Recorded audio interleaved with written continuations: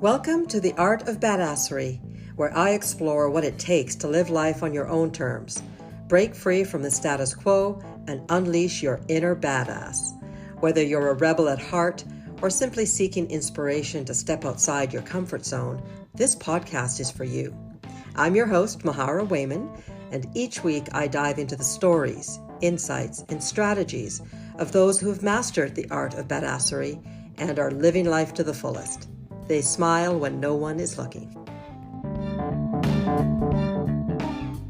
Welcome to the Art of Badassery podcast. I'm your host, Mahara Wayman, and our guest today is the incredible Amber Howard. She's a globally recognized business leader, best-selling author, and executive coach. Her expertise in leadership and personal resilience have made her a sought-after expert, but her story is equally inspiring. From New Zealand to Canada at age 10 and later relocating to Bali in 2022, her journey is quite remarkable. She's not just about business, though, as you will find out today. She loves to cook, go on scooter adventures, spend quality time with loved ones, read, and enjoy the soothing presence of water in all its forms. Join us as Amber shares her wisdom and her experiences as we dance in conversation. Her words, not mine. I just love that. And talk about all things badass. It's so lovely to have you on the show, Amber. Welcome. Oh, it's so great to be here. I am, from the moment I met you, Mahara, I had this, my mom would call it being a kindred spirit for those of you who know of Anne of Green Gables, but, there's just this experience of being with you. It's like coming home. So grateful for this opportunity to connect again and talk about being a badass, because I love that, I love everything that and discovering newly in this conversation what being a badass is. I'm looking forward to it. Well, thank you so much. And folks, in case you hadn't realized, Amber had me on her podcast only a week ago, I think it aired. And that's when we really discovered this great connection. And what I think is so interesting is I believe that there is a misconception that when you are a badass, life is beautiful, right? like you've done all the hard work and now you can handle anything. But I think it's important to recognize that life is still life, filled with ups and downs and challenges. And just because you're badass doesn't mean you don't have a shitty day sometimes or many days in a row. But I think it can help us to navigate those challenges a little bit better. Would you agree or disagree? 100% agree. I think, and I'm even in this like inquiry for myself, because I think inquiry is the birthplace of creation, right? And so it's like, and one of my mentors once said, the quality of your life is given by the quality of the questions you ask. And I think most human beings ask, and I can swear on your podcast, we don't swear on mine, so this is great. Most human beings ask shitty questions. Like, why did that happen to me? Or what's wrong with me? Or, versus like questions that really like, what is it that I really want? What am I committed to? What are my gifts? What are my lacks? There are questions that we can ask. And it's not even really about finding the answer, because I think answers are boring. Because once we get to an answer, it's just like, okay, great. What next? Right. But it's like the growth is in the inquiry and the questioning. And so my inquiry these days is like, what is it, this thing that we call a good life? Like we're taught from a very young age that we're supposed to have this thing called a good life, or life is supposed to be good, or we're supposed to be happy and successful. And like, that's somewhere to arrive at. And life is just life. Like I was talking to one of my clients this morning, I had a coaching call with him, and he's like, oh, I'm just gonna like, I'm busting through something, or I'm like, like until I get past this. I'm like, this is life. Whatever you're dealing with right now is life. There is no like after. It's like this conversation today, the events that brought me back to Toronto earlier than I expected, the death of one of my really good friends, like the phone's going to ring. And sometimes it's great news and it's joyful. And other times it's like something that you weren't expecting or something that you didn't want. So, I think it's like your capacity to just be with life as it's happening and learn what there is to learn from the waves of pain and the waves of pleasure. And like, I think that's being a badass, because then you're just like, you're being with life.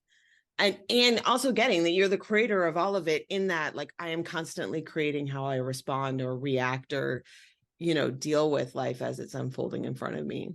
I think that's the hardest thing for most of us to wrap our head around, because then we have to take ownership, and then we have to stop blaming. And we have been raised in a culture of blaming. Oh, it's your fault. It's your fault I didn't get the job.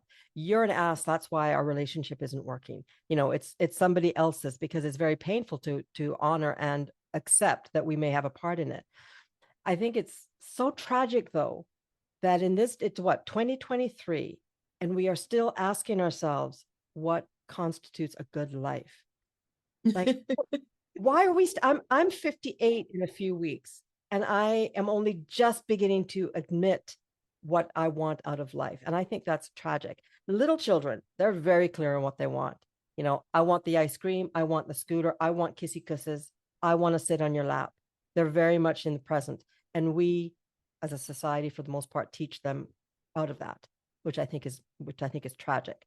But no, we don't even teach it out of them. We go as far as to make it wrong, right? Like, it's like wrong to desire. It's selfish. This is part of what I'm out to interrupt this, like in disrupt in my work, is like this notion that living a created life based on what you authentically want is in some way selfish. And I'm like, no, it's like if you're not living the life based on like your life based on what you authentically want, whose life are you living? Like, you're somehow not the star in your life. You're some B actor, or stand-in, or, like someone who's just showing up on set to get the free sandwiches. I'm laughing because I've been that person. Be that in other people's lives, right? Be that in support of and helping them shine in their life. But in your life, if it's not based on your desire, and like, why are you getting out of bed in the morning?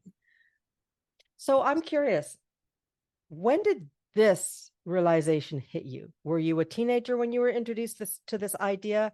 Did it happen a little bit later on in your life? It's interesting because I don't know that I've ever been asked that question or like thought. I think it was in evolving. I remember once, I've always been what I consider a philosopher at heart. I didn't discover philosophy formally until I did my undergraduate degree in my 20s, as a young mom. And I like found this thing called philosophy, and I was like, oh my God, I've like come home. Like, I love this so much. Like, this is exactly who I am in my, my soul.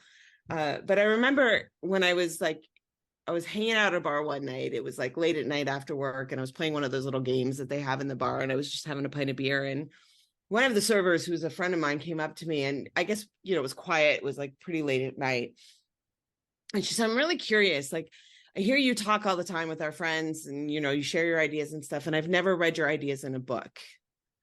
And like, so where do your thoughts and ideas come from? And I was like, oh, I guess I just pick up a little bit. Like, and I've always been that way. It's like listening and, oh, I like that. And no, that's not quite for me. And like forming my own views of the world based on exposure to the people around me, which is why I think in the work that you and I do, Mahar, it's so important to acknowledge we are giants standing on top of the shoulders of giants. Like, nothing that comes out of my mouth is like truly a unique idea that's never been thought before. Like, lots of people have had my ideas or the ideas that I build upon. Now, how I express them in my voice and the synergies and the connections that I make and the way I can apply those thoughts to the living of other people's lives, that's mine. That's my unique creation. But I think I was someone up until like from the age of about 10 or 11, I knew I wanted to be a lawyer. I was like, I was going to be a lawyer. It was like, that is all I wanted in life was, and it wasn't even really about being a lawyer. I wanted to get justice for people because I come from a family of a lot of childhood trauma and a lot of pain and suffering. And so for me, this idea of getting justice for people was really, important. And that drove me for a long time. But then at the age of 16, when I got pregnant with Matthew and dropped out of high school, it was like my life took this like severe turn in a different direction. And I think those experiences, along with like putting myself through university, getting my degree, like getting back on track, but not even back on track because I ended up choosing not to go the route of law. But all of that kind of built over time to like, oh no, this is my life, and if I'm not creating it and wanting to be someone who, like, I think the biggest tragedy, like you pointed to it for human beings, is that most people die without ever asking themselves, what do they want? To be able to answer, who am I? even quite recently, somebody I was networking and they said, "Oh, nice to meet you, Mahara. What do you do?" And I was very happy to say, "Oh, I'm an author and a motivational speaker, and I host a podcast." And then I caught myself, and I'm thinking, "Oh my God, I'm falling into that same trap. Why don't I just tell her the truth? Hey, I'm just a middle-aged woman learning, trying to figure herself out, and I'm just so pleased to meet you." Can you imagine if somebody said that? It would be amazing. So anyway, I got a little bit sidetracked there, but most No, but I think it's the same conversation, and that like, but who you are is also not fixed, right? Because I know from our conversation on my show, you've gone through some profound evolutions of and discovering newly who you are at different points. And I was on a call this morning, part of a community that I belong to, and they read a passage, and it was all about commitment and how you should live your life, or like not doing things half-ass, or not like fully committed to your life. And I remember saying, like I said on the call, what I got from it was just a reminder. Like, I used to be someone who was so planned. Like, I'm a project manager. I've worked in business for years. I help people strategy. I help people figure out how to grow their businesses. Like, and yeah, planning is super important. But I used to be so attached to the plan that I didn't allow for my own growth. Like, I am not the same human being that stepped off a plane in Canada 2 weeks ago. I'm definitely not the same human being who created a vision board at the beginning of 2023 and said, these are the things I was going to accomplish this year, many of which I have, and some of which I still will, and some of which I won't, because I'm not going to try and force things, or I've changed. And the things I want today are not the same things I wanted on January 2020, January 1st at the beginning of the year. So it's like, having that freedom, living a created life isn't just about tangible results and where do I live and what car do I drive and how much money do I make. It's like being able to keep ongoingly discovering myself and who I am and who I want to be and what I'm committed to, and how do those commitments shape my life. I have my coach said to me once, he goes, "I don't believe that we ever actually transform anything." He goes, "I think we just keep pushing back and discovering the edges of our authentic self." Back to what you said about kids, right? They come out, that there is an I that they are. There is an authentic self that children are, that gets eroded and shifted and conformed to the adults and the society and the culture that they live in. I think so much of adulthood is just returning to this self that we were born as, and discovering, and wouldn't it be great if kids didn't have to go through all of that to then return to this authentic self that they started with? Because man, if we could all be as free and powerful as children under the age of 5, right? Like, their capacity to get what they want it's is amazing. instantaneous, right? Like, I like that comment that you shared what your coach has said, because as you were saying that, I'm very visual, but I had a vision of life is life, and it's our perception of it that changes. Right? It's not the thing. The thing is the thing. And I also want to highlight what you said about there's an outside stuff, the car, the job, the title, the clothes, the whatever, the trips, but there's the development of the inside. And really that is the human journey, is to go back in and find out, why am I here? What makes me tick? How can I make the world better? And I do think that is a huge component to being a badass, is recognizing that you have the power to make a difference, even if it's with one person. When you show kindness to one person, it's got a ripple effect. And those of us that are in the world, the business that we're in, we have perhaps a much bigger vision to make a difference on a larger scale. So, what are some of the things that you've noticed about yourself most recently? You talked about being younger, going through university, having your son quite young. But what have you noticed about yourself recently in the last few years that you're like, wow, I had no idea that was inside Amber? it is going to sound, silly almost, but I think the biggest thing I've discovered over the last couple of years is my capacity to love myself. I've always been someone who had a huge, I think one of my gifts, and I think anyone who really knows me would attest to this, is I have this enormous capacity to love human beings. And so much space and grace for humanity. And, I mean, we do lots of things that work, we do lots of things that don't work, and we cause unimaginable. I kind of envision human beings like bumper cars, you know, we just keep bouncing off each other with our trauma and our past and all of our stuff. And so much of it is unconscious, and so much of it, most of it, I would argue, is unintentional. That doesn't mean there's not an impact, and we don't have to deal with the impact of that bumping off each other. But I've always I've always been someone who could be with the best, like in other people, and love them where they were at. And but I didn't have that for myself for the longest time. It was like that was not available to me.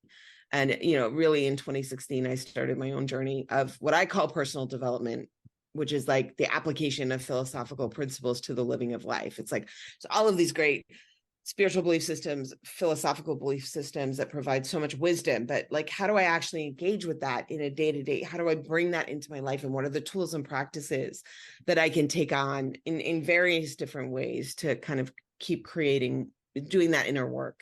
And then to your point, all of the inner work I do shows up on the outside of my life, right? So that journey started in 2016 when I participated in a course called the Landmark Forum. And I went in because there were two things I wanted to work on, because I had it like I'd done so much work on myself. This is the stuff that's in our blind spots and hidden from our view, right? I'd gone to therapy, I'd done a lot of work, like all this stuff. And there was two things that I wanted to, that I couldn't, just no matter how strong I knew myself to be or how powerful. One was dancing in front of other people, and the other one was taking pictures of myself or having pictures taken of me. And like 2015, my kids and I took a trip home to New Zealand. We were there for 5.5 weeks. Promised myself that I was always behind the camera, and I promised myself that I would take pictures with the kids on that trip. And there are no pictures of my father and I with my kids. And who knows whether we'll ever be together in person again.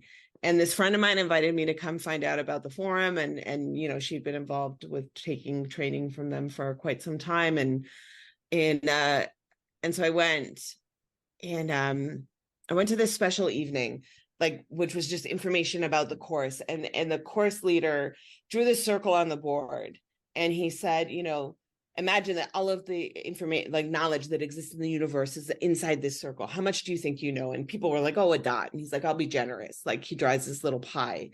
And he's like, that's everything that you know. And you know that you know it, like your name and how to drive a car and, whatever basic math or, and he goes, but there's this other part of the pie, right? And this is all of the stuff that you know that you don't know. I know I don't know how to fly a plane, and I don't know quantum physics, right? But I know that I don't know it. And the minute, he didn't even have to draw what the rest of the circle was, Mahara. The minute I saw the rest of the circle, I was like, oh, fuck. Because that's all the stuff that we don't know that we don't know. And I was like, what if? Because I always had it if I worked hard enough, I'm a hard worker, right? My whole life I've been a hard worker. So I was like, if I work hard enough, I'll figure it out. But then I was like, well, what if the reason I won't take pictures and the reason I don't dance, even though I want to, is in that part of the circle. And it's what I don't know that I don't know. Because you got no access to it, right? This is why the start of any of this work is awareness. And you want to hold people accountable for their behavior when they have no awareness. Good luck with that, because you can see it in them, but they can't see it in themselves. And until you see it, there's nothing you just don't, there's no access to do anything about something that you can't see, right?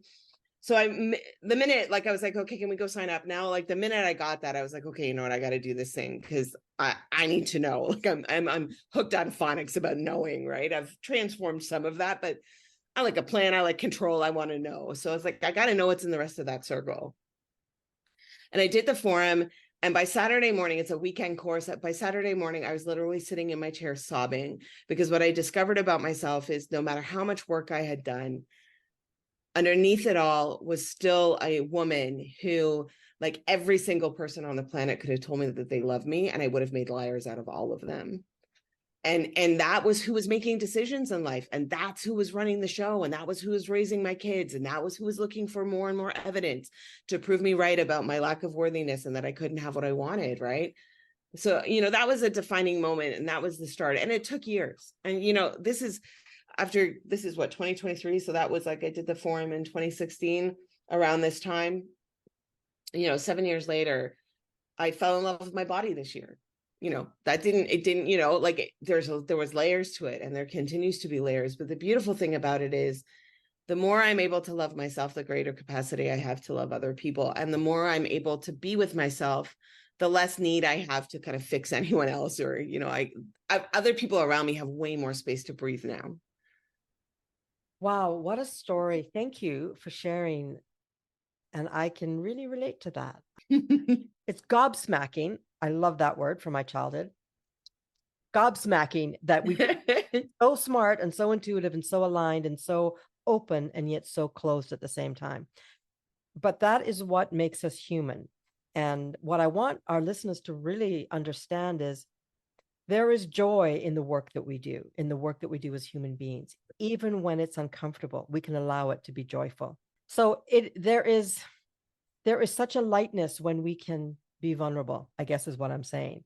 I'll share something that happened to me just recently. I was at a gala event on the weekend and I was all excited. It was a business award gala in my city. And I went to my friend's boutique store. I bought some great clothes that, looked really nice. I was excited about everything. I wore this beautiful rhinestone necklace that my mother had bought me, got all dolled up. And then when I saw pictures of myself, I went, first of all, who is that person? Because I look a lot different than what I would like to.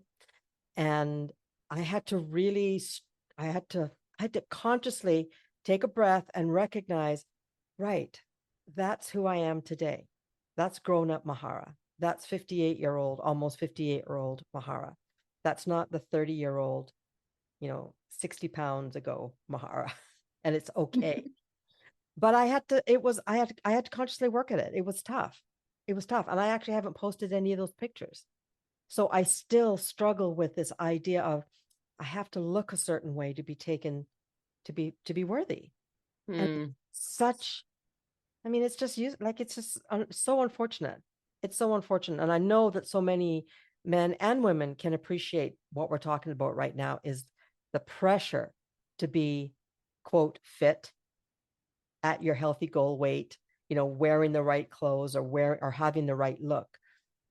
With social media, the way that it is today, it's so hard. It can be so hard to escape that or to have a really powerful presence around it and a really powerful and loving relationship with it. Yeah. And our eyes are broken. Like seriously though, this is how powerful our minds are. Our eyes will project and see. So if you expect to see that you don't look good, and I've actually experienced this in my lifetime, if you expect to see that you don't look good in a photo, you're not going to. Newsflash, anyone listening to this, you will never outperform your subconscious beliefs. You're not going to, because your subconscious mind is the mechanism that's controlling your body. It controls what you see. So if you expect, if you go into a situation and you expect things not to go well, it's not going to go well, right? You get what you focus on, you get what you expect. And we don't, I remember once having this conversation. It wasn't in any way to demean the other woman. Like I was at this event and I was with my partner. This is going back, decades now. We were at this like fair or something, and we were sitting there listening to some live music, and I've always had a lot of dysmorphia. Even when I was before I had my kids and I was thin as a teenager, I don't have an embodied experience of being thin. Just my whole life, it's been like that, and I remember saying to my partner, Patrick, at the time, am I about the same size as that woman? And he goes, no, you're actually more like her. And the woman I looked at was half the size of what I thought. So it's your mind is an extraordinarily powerful tool for good, and I don't like the good, bad, or good, evil, but it shows you, our minds show us what it is that we expect to see. This is why, when I take a selfie of myself, I look freaking great because I expect to look great in a selfie, right? I've conditioned. There was a time where no matter what picture I took, I didn't look good and I didn't like it. And there are some angles I look terrible. I've recently discovered, I've had a couple of pictures taken of me recently, and I was like, oh, wow. Because one of the things my mind used to do, Mahara, was when I would look at pictures of other people, I'd be like, well, it must be me. And that picture or that video must be the real me. Because when I look at Mahara in person and Mahara in a video, they look, or in a photo, they look the same. But when I look at myself in a picture, I don't look the same as what I see on the video. So, and that picture that someone else took of me must be what I really look at. Well, maybe there's an angle, or maybe you're taking it a different, maybe you expect to see that you look a certain way. This is like, this is the power of our minds and its capacity to shape our world. And I bet I would love to see pictures of you, because I bet you look stunning at that gala. You know what? It's yeah, I'm working through it, but to your point, we can make ourselves crazy. Yes. And I use that term a bit tongue in cheek. I'm not trying, I'm recognizing that there's I want to be careful, but I can speak for myself. I have tied myself up in knots, even as far back as being in, grade 8, and mom, take me to bootlegger. I need to get a pair of flared pants. All the girls have them. I want to look like all the girls. I'm the only black girl in the school. I want to fit in. Please, mommy, please. Can you give me $20 to buy, beautiful red flared pants from bootlegger? And how sad that even at that age, I was trying so hard to fit in. Now, I had a great life. I had lots of friends, got the red pants from bootlegger. I've been very fortunate. I've been very blessed. But those demons still, they were there all along. And I didn't see them as demons until now I'm doing the work that I'm doing. So we're going to take a short break right now, but I'll be back with my guest within 60 seconds. Ladies, unlock your inner badass and transform your life with my monthly subscription workshop. For just $47 a month, you'll have exclusive access to work closely with me, Mahara Wayman, as we dive deep into all things badass, from personal development to conquering your goals. Imagine waking up every day with confidence, purpose, and a smile that radiates your newfound strength.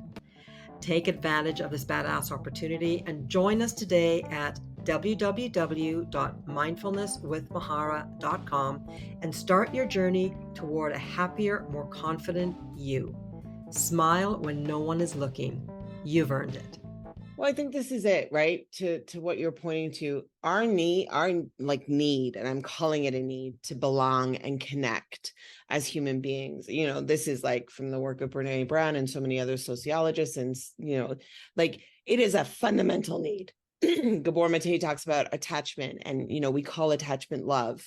But like that, from infancy as children, like throughout our whole lives, we have this fundamental need as human beings to attach, to belong, to be loved, to love. And so much of our life is this experience of being disconnected, of shame, shame says that there are things about me that can't be known, because if they were known, then I wouldn't be able to belong. So, that was me, throughout most of my life, walking into a room, exuding confidence. Most of the people in my life, when they hear me talk about this now, they're shocked. They talk about being gobsmacked. They're like, what do you mean you were always surrounded by people. You always had all of, no one knew how lonely I was in my life, because there were parts of myself that I could not let be seen. I could not be authentic about my experience of being human, which, newsflash, also everyone else feels the exact same way in their own lives, right? Like, I am not special in that way. I'm not the only human being who does not feel worthy or thin enough or lovable enough or smart enough or whatever, right? That is human. But it's like, we want so much to connect and belong. Well, what if we already always do belong? Like, what if just by virtue of being human, I already always belong everywhere? And I either take myself out of belonging because of my conversations from the past about who I am or who I have to be or who I can't be or whatever, or there are certain communities or groups that I choose not to want to belong in because they're just not aligned with who I say I am and what I'm committed to. And so I actually don't want to belong in those spaces, but what if the truth of it, if there is such a thing as truth, but is that I already belong and there's nothing I have to do or be other than, Amber or Mahara to belong? Those questions are what will propel us forward to a better space. This idea of giving ourselves permission. Two things I heard that I want to call out. You said, I can choose to be part of a group. We always have a choice. Most of us are making a choice simply by not questioning, right? There's a choice of action, or even inaction is in itself a choice. But going back to this idea of asking ourselves questions, at the very beginning, you said, we'll say things like, who am I and what do I like? What do I want? I've often said to clients, even if you can just ask the opposite of that question, it's a whole different ball game. What am I not? What don't I want in life? What don't I like? Most people are able, if they can't say what they want, most people are able to say what they don't want. And that's a great starting point. So for those of you listening, if you are willing to have a courageous conversation with yourself, go for it. And it can be as simple as, what do I want from the world today? Or what do I want to bring to the world today? Or what don't I want? Oh my God, I don't want to run into so-and-so at work because they're a pain in the ass. That's fine too. You know what you don't want. Well, but just yeah, the universe doesn't get, so just on that one, the universe doesn't have a sense of humor, and it doesn't get don't. So if you say, I don't want to run into that person at work, guess you're what's going to run happen? into that You're going to run into that person at work, right? Because it's like, don't think about a pink elephant. Your brain doesn't filter the don't. It just thinks about whatever and focuses on whatever you're talking or thinking about. So, but I other than saying that, I 100% agree with you. I think we are not trained, like we are untrained to talk about what we want. And so for the most of us, like asking that question, what do I want? What would I love? What do I want to experience, is very challenging for us. So an entry into that conversation is for sure, what don't I want? What is that? What does not feel good? What is not aligned? What is not working in my life, right?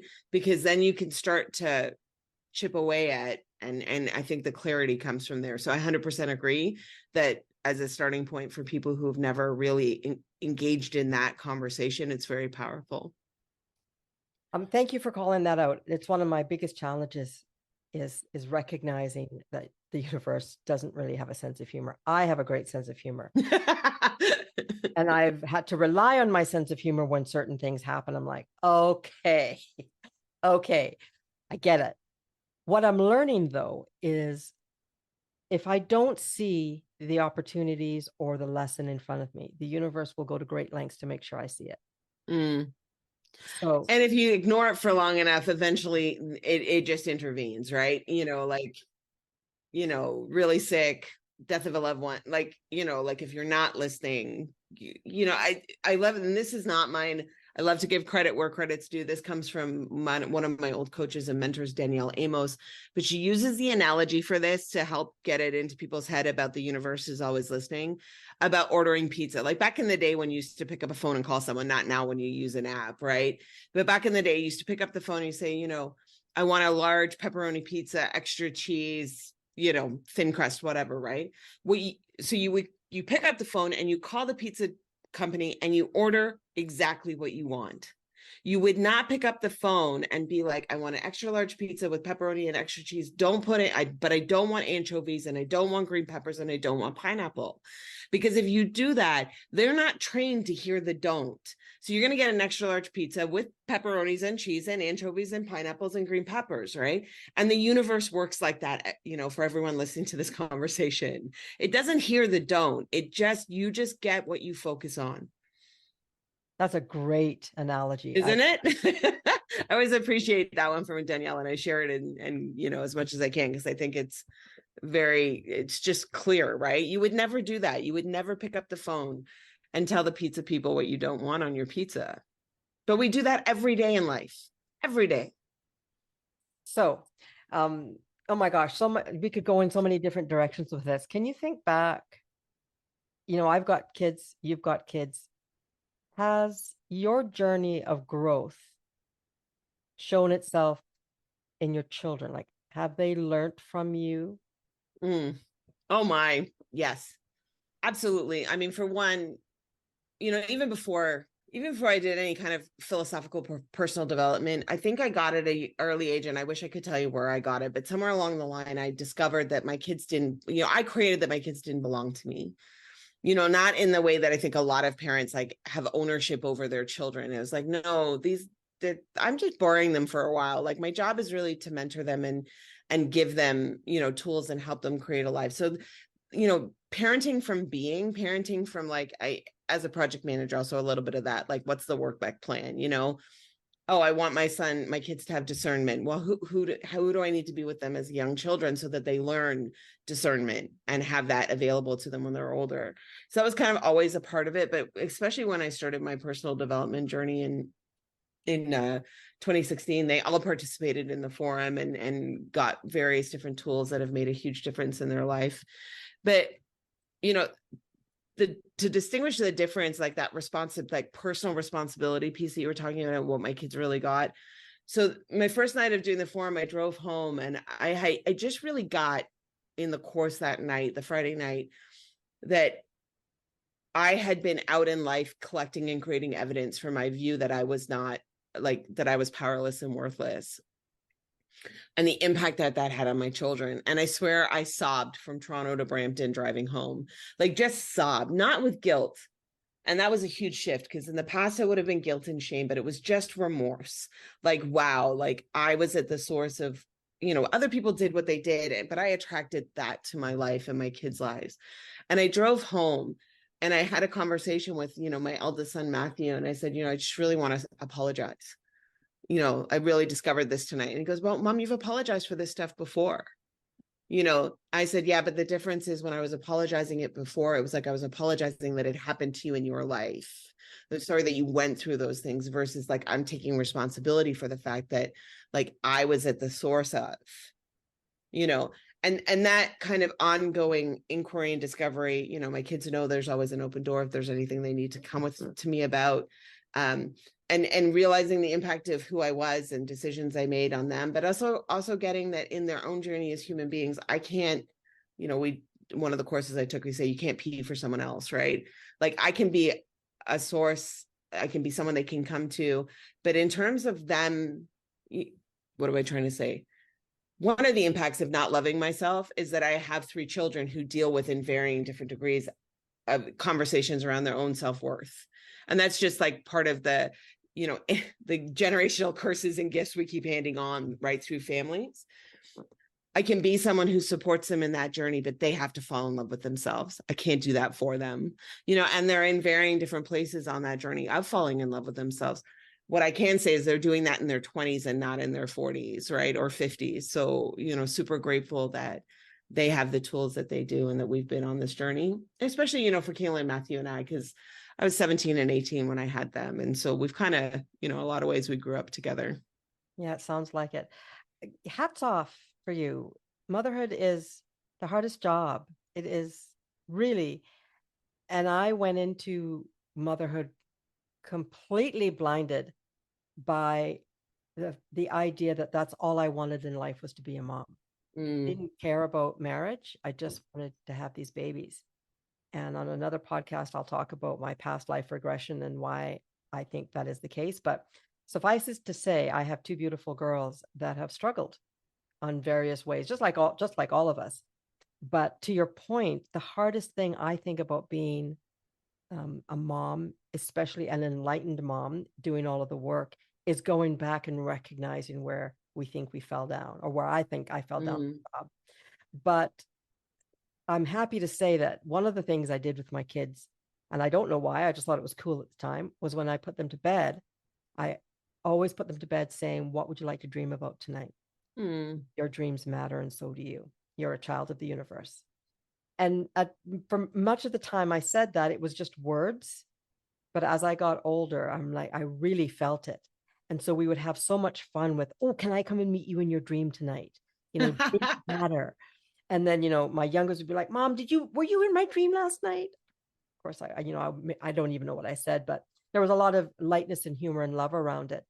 But I'm so grateful that I did that one little thing, because it has made, I think, a difference in their ability to recognize their worth today on many levels, not all of them by any stretch, but one of them studies psychology, and we have these amazing conversations. And both of my girls have pointed out things to me that I was amazed that they recognized, and then a little, I don't want to say I was shamed, because I'm trying not to live in that space, but I was like, ooh, ooh, mm, okay. Oh, I'm sorry about, good conversation. Thank you. I apologize. And they're like, it's okay. I just wanted you to know. I'm like, but it's not easy always, right?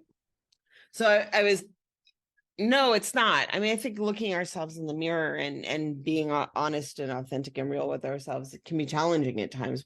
Look, show me a human being today, any age, who has not done things that don't work, or made mistakes, or failed, or fallen flat on their face, hurt people. Oh my God, even the best of us, even, if you like to think of yourself as a good person, we all do things that hurt other people, and often we walk through life completely oblivious to how powerful we are and how much impact we have on each other. We're not that self-aware, right? I was giggling when you're talking about, because I used to go on dream dates with my kids. We would, I'd like, where do you want to, when I put them to bed at night, I'd ask them where they wanted to go on, for me, sometimes we'd go dancing on the rings of Pluto, or, but we would create. So I just love that. Look, I've done so many things in my life that haven't worked.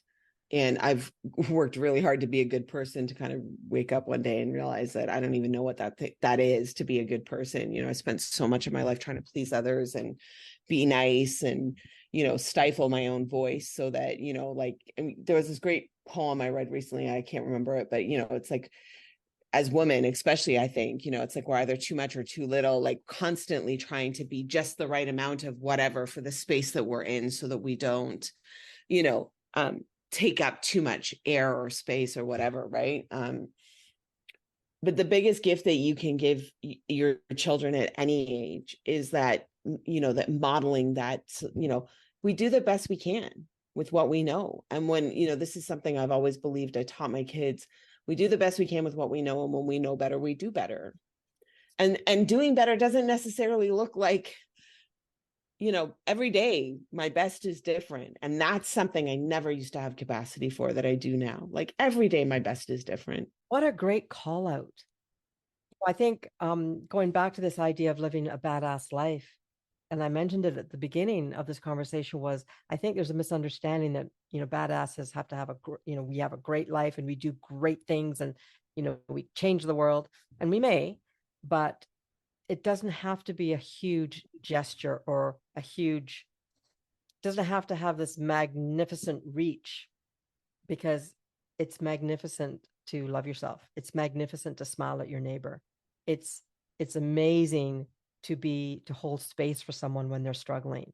But, and I think that's something that's come up a couple of times for me in this conversation, is like, I used to be someone who thought that life had to have some big grand purpose. And I do think purpose is like a hugely powerful access to continuing to create in life and looking from. But I now think my purpose has changed so many times in my life. And that is part of being a badass. That is part of being living a created life, is like being someone who can is ongoing looking. It's like, what do I want to create now from this place in my life? Like, I'm almost 58 and my kids are grown up, and I now have opportunities that maybe I didn't see before, or maybe they were always there, but I didn't see them, or they didn't occur like opportunities before. What's Mahara want to create? What's my purpose? What am I fulfilling on? And in a week, a month, 6, that may change 6 years from now. What you but if you are able to separate your purpose from your worth, right? And I don't have to have any kind of purpose to be worthy. Like the fact that I breathe, the fact that I just breathe and I exist means I'm worthy. I'm worthy of love. I'm worthy of connection. I'm worthy of belonging. I'm worthy of mattering. I'm worthy of being able to have the means to be able to provide for and create the things that are important to me.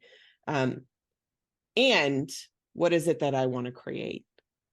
Like those are different conversations, but so much of us, I think so many of us spend our life, fulfilling on some purpose in order to prove that we have worth. And it's completely backwards. Because if you are relying on the promotion, the bank account, the dress size, if you're relying on all that outer stuff to feel worthy, you will never feel worthy. You are back in Canada. What's on the agenda for you moving forward? Yeah, it's so great. So I'm back here for a few months, and while I'm here, I'm hanging out with clients, seeing family, and I do have a couple of books I'd like to finish by the end of the year. One of them's on, and I'm really putting this out there because it's November 8th. So I'm declaring that this is it's on my list of things to do this year, and I'm declaring I'm actually doing it. So I've been writing a book for a number of years on the measures and for success and happiness, and how most of our lives are defined by other people's measurements for success and happiness. So the book's more of an inquiry, like what if you looking from different places at where these what I call yardsticks come from, right? Other people's measurements. Getting ready for a retreat in Bali in February. So it's for women who are interested in creating the next chapter of their life. And it's going to be in beautiful Bali, Indonesia. So we'll be launching, sales for that in the next week or so. And just spending time with my family, and connecting with loved ones here. Really I got, as much as the reasons, my friend's death brought me back to Canada earlier, and I was a little bit like not grateful, right? At the beginning, because I was like, Bali is amazing, don't want to leave yet, like all of that. And then I'm like, no, I have more time here to connect with people that I love and see them and hug them in person. And so, really just going to be launching the Your Created Life community. So people who are connected with me, stay tuned for that. It's we'll one day be a global community of like-minded people who are supporting one another and living a created life. And we'll likely start off as a membership community for people to work with me, in group situations, looking at creating their life. And then we'll grow as a community together and discover what it looks like to be in partnership, co-creating this community together globally. So I'm excited for that. I want to call out that you've said it a few times in this podcast so far, and I haven't called it out yet, but I'd love for you to talk briefly about the phrase your created life. At first I heard your creative life, and I'm like, oh, that's important. Yeah, you got to have a creative life. But actually, you're saying your created life. And I just want to talk about that for a second, because that's very powerful. Where did that phrase come from? And where are you going to take it? Well, you mentioned it already, but yeah, touch on that for a bit. So, I mean, my purpose today, and it has been evolving, but around this conversation is my purpose is that every human being gets to live a created life of their own design based on what they authentically want. And that isn't selfish. That in fact is like when each of us is doing that, you mentioned it earlier, like when I'm living my life, like my created life, I have so much more capacity to give to others that in fact, I imagine a world where every single human being was living a created life based on what they wanted. I think that is the end to many, many of the things that don't work in this world. And so, but the emphasis on the your is like, when people get into coaching and thought leadership and, gurus and it can very much become like, oh, what's Amber's idea of living a created life? And I'm going to go replicate Amber's success or happiness. And my partners and I are saying, no, it's your created life. And that may just look, not even just, that may look like having a kick-ass family and being a badass at your PTA and just thriving. Everyone around you, you walk into a room and, there's a sense of enlivenment and aliveness just because you showed up in a space. Or it could look like ending human trafficking, or it could look like creating great art or writing books or whatever. It could look like finding a way to earn money sitting on a beach doing nothing. I don't know, because you can literally make money doing anything, right? COVID especially has taught us that there's no end to the, if it's about making money, there's so many different ways to make money.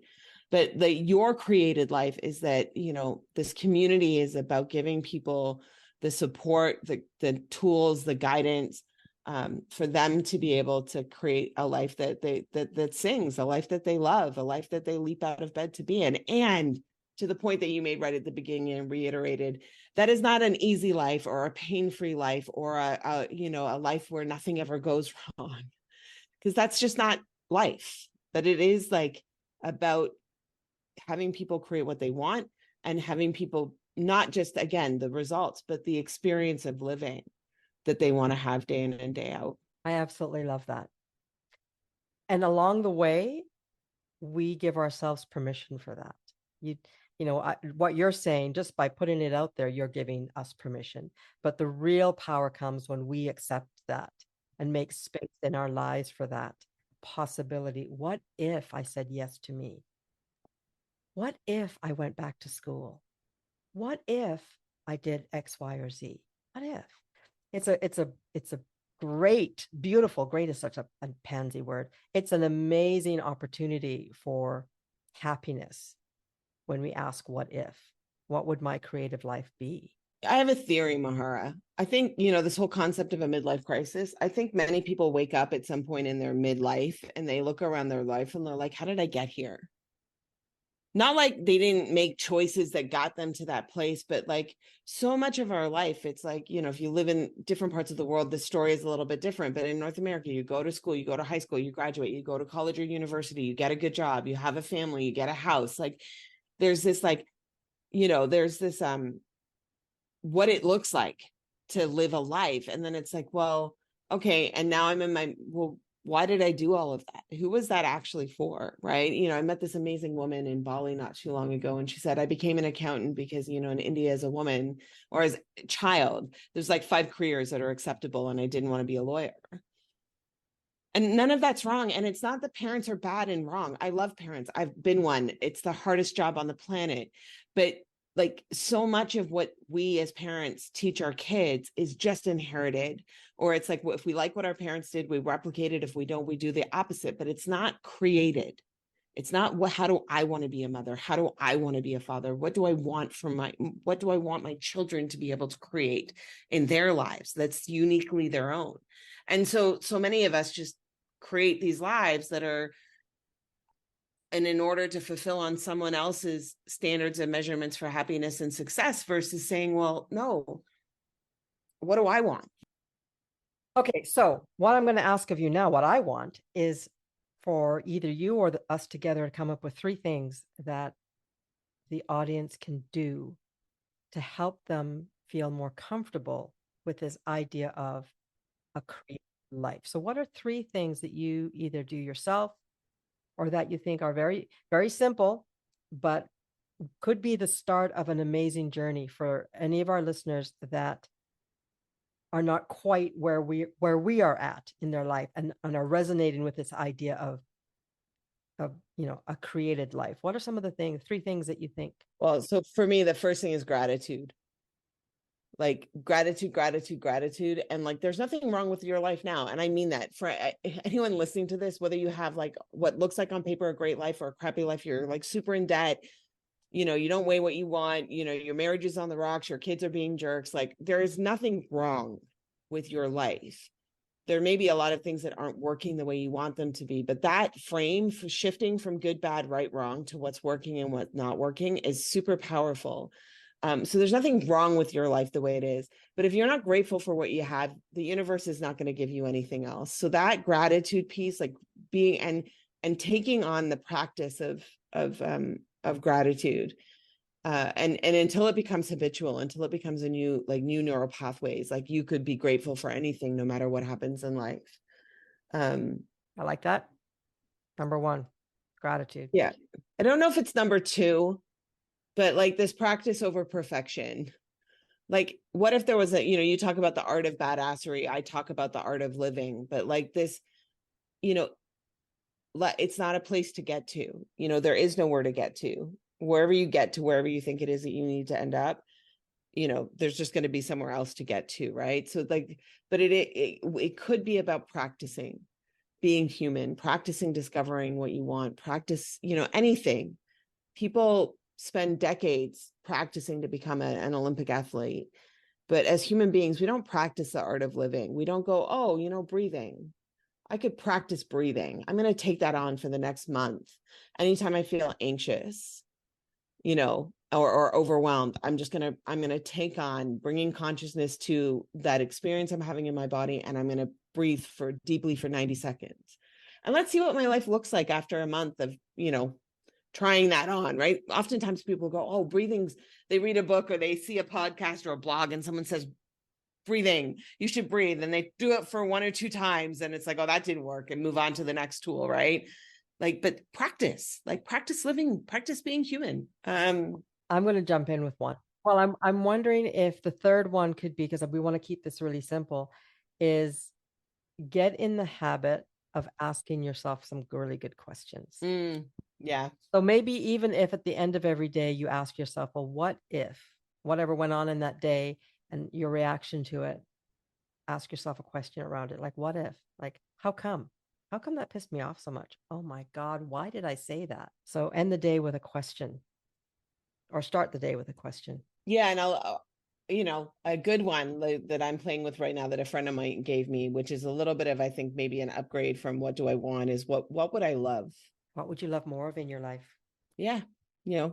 So we've got practicing gratitude, a recognition that your life isn't bad. Your life is your life, and be very grateful for wherever you are in your life. Practice the art of living your life, like the simple stuff like breathing. Breath work is amazing. Most of us do not breathe deeply on a regular basis. It is a definite practice. And ask yourself, what would I like more of? 3 great tips to enhancing your daily practice of being a badass, or beginning your daily practice of being a badass. Many of you have heard me say, really, all it takes to be a badass is hand on heart. Say to yourself, you matter, because you do. We all do. Amber, this has been a beautiful conversation, and I've loved this dance with you today.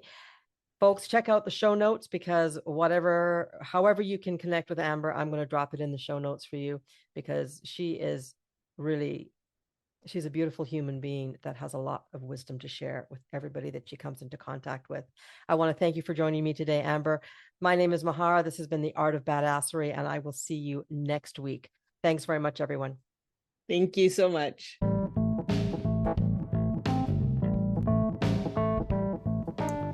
Thank you for tuning in to The Art of Badassery.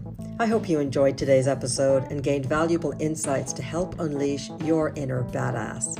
If you found this podcast helpful, please leave a rating or review on your favorite platform. Your feedback not only helps me improve the show, but it also helps others like yourself discover the podcast.